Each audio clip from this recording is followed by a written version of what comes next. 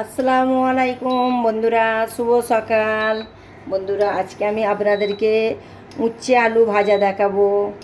দেখুন, এত দারুণ উচ্ছে ভাজা পেঁয়াজ দিয়ে ভাজবো, বলার মতন নয়, খেতে অসাধারণ লাগবে। বন্ধুরা কেমন আছেন? বন্ধুরা, হ্যাঁ, আশা করি আপনারা ভালো আছেন। আমিও আল্লাহর রহমতে ভালো আছি। বন্ধুরা বন্ধুরা আমার তেল গরম হয়ে গেছে। আমি আগে থাকতে উচ্ছেটা লবণ মাখিয়ে রেখে দিয়েছিলাম। দেখুন আমি কেমন মোটা মোটা করে কেটেছি। এইভাবে আপনারা কাটবেন, তবে পেঁয়াজের সাথে ম্যাচ হবে। আর আমি উচ্ছের থেকে বেশি পেঁয়াজ নিয়েছি। উচ্ছেতে বেশি একটু পেঁয়াজ দিয়ে ভাজলে অসাধারণ খেতে লাগে, তাই জন্য আমি উচ্ছের থেকে বেশি পেঁয়াজ নিয়েছি। উচ্ছেটা হালকা আমি নেড়ে চেড়ে নেবো।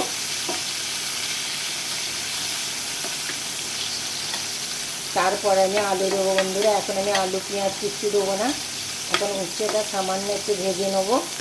উচ্ছে আলু ভাজা অসাধারণ খেতে লাগে। কার না ভালো লাগে বলুন না উচ্ছে আলু?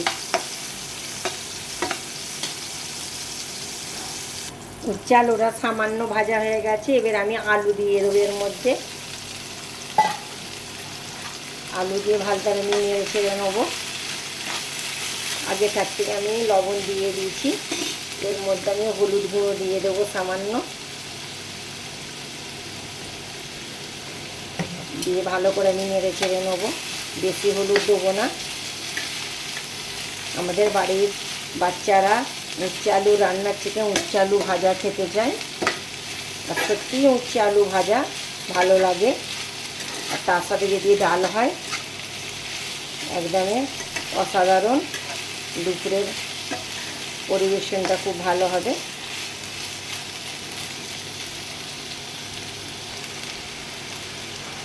একটু লঙ্কার গুঁড়ো দিয়ে দেবো, সামান্য দেবো, বেশি দেবো না।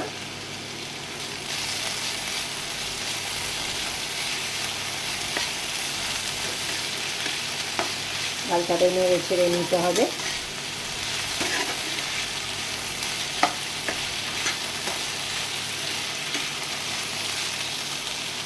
আবার আমি ঢাকনাটা লাগিয়ে দেবো।